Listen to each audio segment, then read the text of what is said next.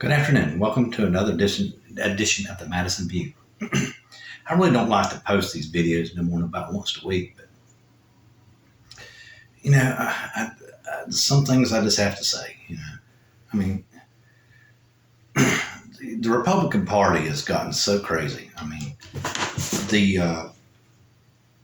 they're playing to people, in my opinion, they really shouldn't. You know, uh, this I think Mothers of Liberty or whatever it's called. I can't remember what exactly their name. Uh, I think that's what it is, Mothers of Liberty. Well, they've already been rated as a hate organization, and they funded the Republican candidates, right? And every one of them catered to what they were saying. I mean, even the lieutenant governor of North Carolina sat there and said that they need to quote Hitler more often because Hitler was misunderstood. Stalin and Pol Pot, or whatever his name was, in Cambodia. The guy in Pol Pot basically murdered everybody in the country. He just about the whole entire Cambodian population about went extinct. He murdered so many people. I mean, it was millions. I think the country had like 53 million, and by the time he got done ruling the place, they had like 25 million or something like that. I mean, he murdered a bunch of people, millions of people he murdered. You know, but it's okay to quote someone like that because they were misunderstood. I don't think that. I doubt very seriously they're misunderstood at all. They're murderers. I see very little room for misinterpretation. Not saying one day they could have said something right, but misunderstood, misquoted, I don't think so. Not the way I read history. But, it's just amazing how, and, these people profess to be Christians. That's the biggest thing that gets me. You talk about quoting Hitler, man. Hitler literally thought that the Germans were the only race that deserved to be alive, and he was going to exterminate everyone on the planet. Do you realize that? I don't think there's really too much room for misinterpretation there. The way I read my history, but and then it just goes back to what I'm saying that the right wing Christians, and they'll do this a lot. They will condemn somebody to death at the drop of a hat. They were using this Leviticus verse, saying that people should be put to death. I think one of them was, you didn't go to church on Sunday, or if you sold something on Sunday or something like that, you should be put to death. It's like, my God, man. I mean, and it's a preacher in Tennessee, and he said that Christians should be willing to be suicide bombers to protect God. It's like, he's God. How does God need to be protected? God works in ways that we can't even fathom. I mean, he's the all-knowing being. He can use evil and make it do good. But yet a right-wing Christian can sit up there and say that he's God and he knows when to kill people and all this kind of stuff. It's just like, dude, do you realize the basic principle in one of the 10 Commandments says you shouldn't kill? So that's the whole entire thing about where a lot of people get with religion. You go to the Bible and it says you should kill somebody. But then you have the 10 Commandments that says thou shalt not kill. It's just amazing. I think this goes back to where I was telling you about, and it's just my firm belief that religion has an authoritarian tinge to it. It will always tilt toward authoritarianism. It's like Graham trying to say that the Christians should rule the country. Well, it's like I'll repeat myself, I don't know how many times. The Catholic Church did rule the world from about 600 AD to about, probably on up about 1700 AD. I mean, it was way on up in there. The kings all bowed down to the church. I think it was King Charles or King Henry, I think, is the one that finally last stood up to the Catholic Church and told them to go away, and he converted the English to Protestant. I think Protestantism or something. Whatever. I think it was Protestant. It might have been Presbyterian. I think it was Protestant. He was the one that finally last stood up to the church, which I think was like 1400s or 1300s. He broke England away from the Catholic Church. And like I said, and the church invented reasons to kill you. And that's exactly what this Tennessee preacher's doing. He's inventing ways to kill you because you do not believe like him. He's going against which is what he calls himself, a patriot. He's going against the very cornerstone, or the very benchmark at which this country is founded upon, individual freedom. That means that I do not have to agree with him, but yet because I don't agree with him, he wants to kill me because he's trying to save my country. And I would really wish he would not do that because that's not saving my country. You're just exterminating people. And, I don't know what Bible you read or what God you read, but from the way I understand it, you've got some misperceptions going on there, Dave. Pretty much in my book.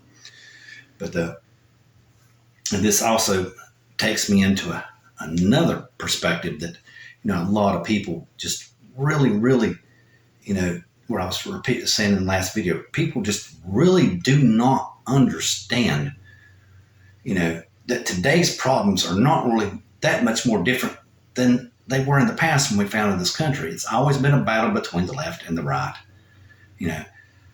It doesn't matter. You just pick an argument, you pick a subject, and there's always a battle between the left and the right. It's always been that way. Madison referred to it, and here is the biggest one. I went back and I reviewed where I was talking about history. I went back and started reviewing more history so I could at least saying something about it, so maybe it's sticking somebody's head besides mine.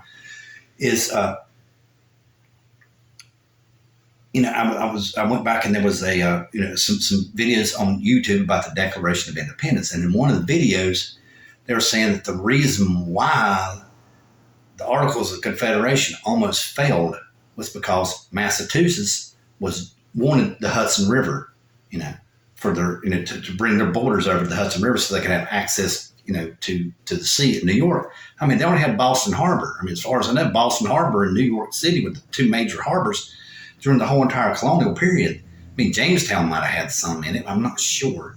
But, that's it. I think Charleston had some, but it was probably mainly just New York and Boston, just the closest shipping routes. So, I mean, and which is what Madison was talking about. That's what almost tore this country apart. Jealousy and envy and greed, And, of course, it was Adams. I mean, I'll just come right out and say it. I know my forefather would never said this, but I ain't ashamed of it. I'm a little bit different on that part. So I think sometimes you need to call somebody out. And it was an Adams, I'm sure of it. The whole entire Massachusetts place, I think, almost destroyed this country. They didn't want to pay the Revolutionary soldiers their debt, And I'll get into that again here in just a little bit.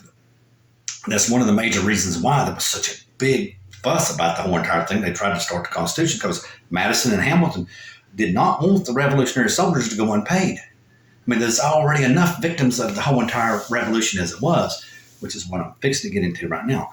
I've seen a video called The 56 Men of Liberty. And what it was talking about, the 56 men who signed the Declaration of Independence. And they went into the discussion about the different people, right?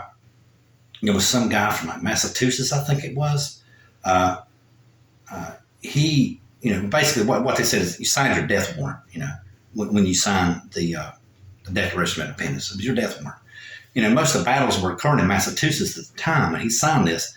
Well, it wasn't very shortly after he signed this that he went home and he heard rumors that that the British wanted to invade his house. So he sent all of his children away and his wife, and he took off himself because he wanted to be separate from them in case he was caught.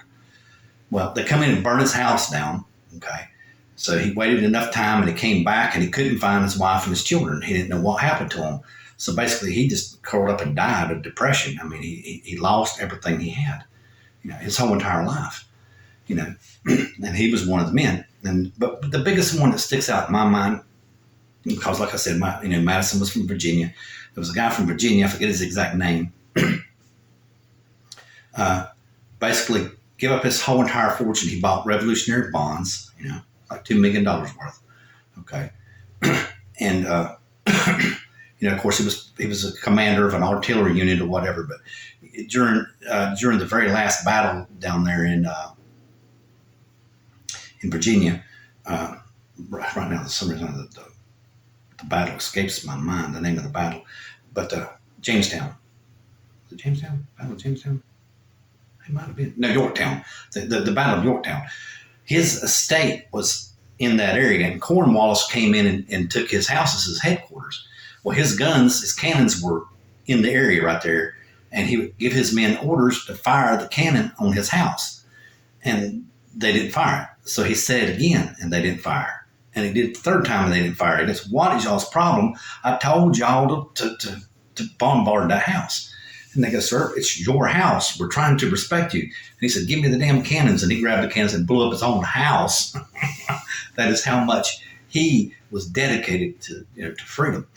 And after he made that ultimate sacrifice, basically, it come around to the Articles of the Confederation. Well, they refused to pay this guy. That's what I tell you about with the Articles of Confederation failed. Is that the Continental Congress could not raise the money from the states to pay the revolutionary debts. They basically refused. So this guy went broke. Not only did he lose his house, he lost everything he had. And that was the whole entire theme that I seen, in this video, is that people do not realize how much our forefathers sacrificed. They sacrificed their lives, their livelihoods, their families. I mean, you name it. They sacrificed everything to make this country gain their independence. And here's the kicker, which is what I told you in the previous video. Diversity was the key point. What everybody thinks, well, how does that diversity? But they're all white people. Well, first of all, the French were fighting the English, the Irish fought the English, the Scottish fought the English, the Germans fought the English. Everybody fought everybody. The whole entire continent of Europe that we're from were enemies of each other. Everybody in the United States at one time was an enemy of the other person. And they seen what they had. And they seen that they could change this. They seen that they could make their own government where they weren't forced to go to church or condemned and, say maybe their mother got burned at the stake because somebody said she was a witch. You know what I'm saying? They seen they had the opportunity to grab a hold of liberty and freedom as long as they did it.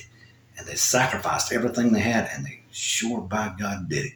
I thank God for it. Good night.